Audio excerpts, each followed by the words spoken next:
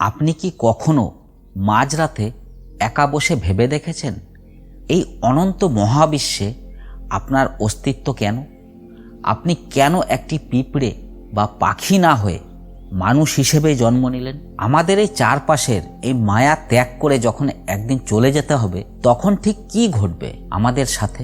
মৃত্যুর পর সে নিস্তব্ধ অন্ধকার ঘরে বা শ্মশানের ধোয়ার পর আত্মার যাত্রা আসলে কেমন হয়? গরুর পুরাণ অনুসারে মৃত্যুর পরবর্তী সেই 13টি দিন কেন প্রতিটি মানুষের জন্য অত্যন্ত ভয়াবহ এবং গুরুত্বপূর্ণ? আর ঠিক কতদিন পর আমরা আবার নতুন একটি শরীর নিয়ে এই পৃথিবীতে ফিরে আসি? আজকের এই ভিডিওতে আমরা জীবনের সেই রহস্যের পর্দা উন্মোচন করব, যা শুনলে আপনার গায়ের লোম খাড়া হয়ে যাবে। তাই ভিডিওটি একদম শেষ পর্যন্ত দেখুন, কারণ আজকের এই আলোচনা আপনার জীবন দেখার দৃষ্টিভঙ্গি চিরতরে বদলে দিতে পারে। মৃত্যুর 13 দিন আত্মা কি করে? কতদিন পর নতুন জন্ম হয়? জানলে চমকে যাবেন। আমাদের সনাতন ধর্ম এবং বিভিন্ন আধ্যাত্মিক শাস্ত্র অনুযায়ী মনুষ্য জন্ম পাওয়া কোনো সাধারণ ঘটনা নয়। বলা হয় 84 লক্ষ যোনি বা 80 লক্ষ প্রজাতির প্রাণীর মধ্যে দিয়ে ভ্রমণ করার পর একটি আত্মা এই দুর্লভ মানব শরীর লাভ করে। কিন্তু এই মানব শরীর পাওয়ার পেছনে মূল চাবিকাঠি হলো আমাদের কর্ম। যখন কোনো আত্মার সঞ্চিত পুণ্যের পরিমাণ তার পাপের চেয়ে বেশি হয় এবং তার মধ্যে ঈশ্বর লাভের বা আধ্যাত্মিক উন্নতির তীব্র বাসনা জাগে, তখনই প্রকৃতি তাকে মানুষের শরীর দান করে।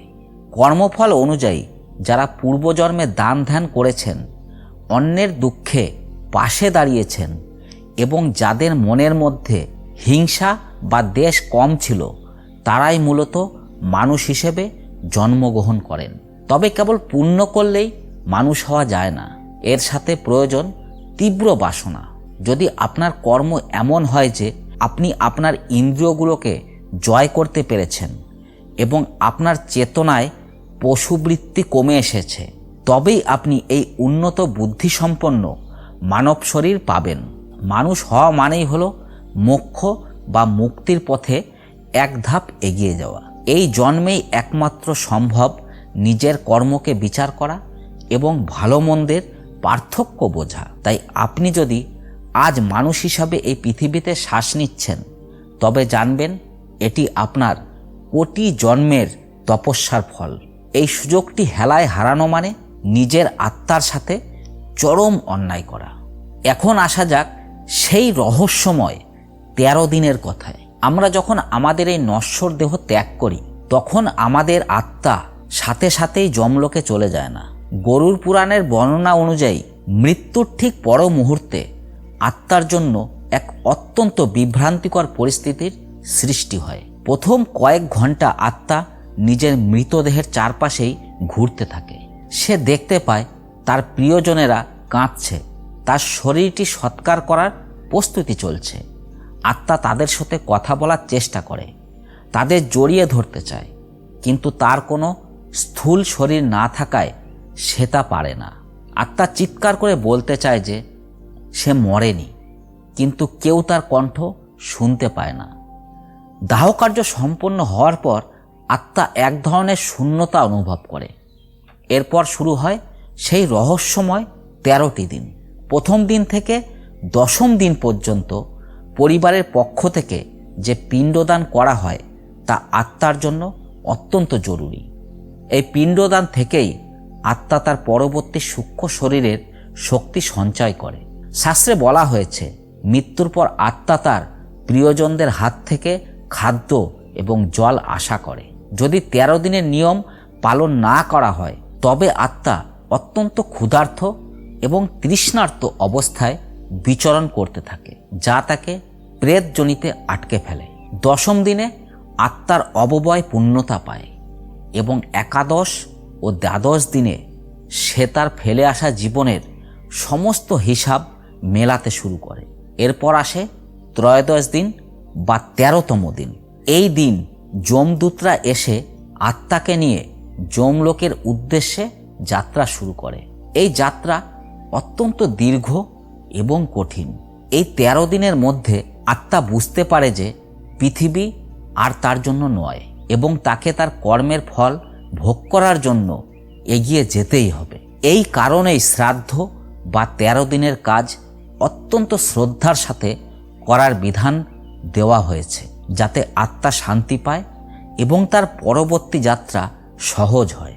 অনেকের মনেই এই প্রশ্নটি বারবার আসে যে মৃত্যুর কতদিন পর বা কত বছর পর আবার নতুন জন্ম হয়। এর উত্তর কিন্তু সবার জন্য এক নয়। এটি সম্পূর্ণ নির্ভর করে ওই ব্যক্তির কর্ম, তার আসক্তি এবং তার শেষ মুহূর্তের চিন্তার উপর।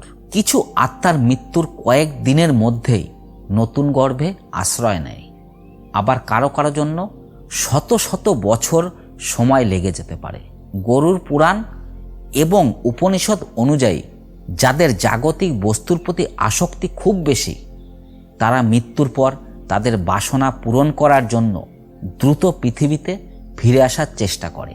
অন্যদিকে যারা অত্যন্ত ধার্মিক বা আধ্যাত্মিক পথে ছিলেন, তারা দীর্ঘ সময় পিতৃলোক বা স্বর্গলোকে বিশ্রাম করার সুযোগ পান। বৈজ্ঞানিক বা আধ্যাত্মিক গবেষণায় দেখা গেছে সাধারণত একটি আত্মা নতুন জন্ম নিতে কয়েক মাস থেকে শুরু করে কয়েক বছর পর্যন্ত সময় নেয়। তবে যারা অকাল মৃত্যু বরণ করেন বা যাদের অতৃপ্ত বাসনা রয়ে যায়, তারা অনেক সময় প্রেতজনিতে আটকে থাকেন এবং তাদের পুনর্জন্ম পেতে দীর্ঘ সময় অপেক্ষা করতে হয়। নতুন জন্ম ঠিক কোথায় হবে, কোন পরিবারে হবে, তা আগে থেকেই নির্ধারিত হয়ে যায় আমাদের সঞ্চিত প্রারব্ধ কর্মের ভিত্তিতে। এই মহাবিশ্বের এক অমোঘ নিয়মে একটি নির্দিষ্ট সময় পর আত্মাকে আবার নতুন পোশাকে অর্থাৎ নতুন শরীরে ফিরে আসতেই হয়, যতক্ষণ না সে পরমাত্মার সাথে বিলীন হচ্ছে। এই পুনর্জন্মের চক্রটি হল সংসারের সবথেকে বড় মায়া এবং রহস্য। মানুষ হিসেবে জন্ম নেওয়াটা যেমন একটি বড় সুযোগ, তেমনি মৃত্যুর পরবর্তী যাত্রার প্রস্তুতি নেওয়াটাও আমাদের জীবনের অংশ। আমরা এই পৃথিবীতে চিরকাল থাকার জন্য আসিনি, আমাদের গন্তব্য অন্য কোথাও। তাই এই স্বল্প সময়ের জীবনে হিংসা, দ্বেষ আর নেতিবাচকতায় ডুবে না থেকে আমাদের উচিত সৎ কর্ম করা, যাতে মৃত্যুর পর আমাদের আত্মাকে কোনো কষ্টের সম্মুখীন না হতে হয় এবং পরবর্তী জন্ম যেন আরও উন্নত হয়। মনে রাখবেন, আজকের আপনার প্রতিটি কাজই আপনার আগামীকালের ভাগ্য নির্ধারণ করছে। আজকের এই ভিডিওটি আপনার মনে কেমন প্রভাব ফেললো তা আমাদের কমেন্ট করে অবশ্যই জানাবেন। আপনি কি পুনর্জন্ম বা মৃত্যুর পরবর্তী জীবনে বিশ্বাস করেন? আপনার কোনো ব্যক্তিগত অভিজ্ঞতা বা ভাবনা থাকলে আমাদের সাথে শেয়ার করতে ভুলবেন না। এই ভিডিওটি যদি আপনার একটুও উপকারে আসে বা আপনার মনে কোনো নতুন চিন্তার জন্ম নেয়, তবে এটি আপনার বন্ধু এবং প্রিয়জনের সাথে শেয়ার করুন, যাতে তারাও জীবনের এই গভীর সত্যগুলো জানতে পারে। আর এই ধরনের আরও আধ্যাত্মিক এবং রহস্যময় বিষয় নিয়ে আলোচনা শুনতে আমাদের চ্যানেলটি সাবস্ক্রাইব করে বেল আইকনটি চেপে রাখুন। দেখা হবে পরবর্তী ভিডিওতে। ততক্ষণ ভালো থাকুন, সুস্থ থাকুন।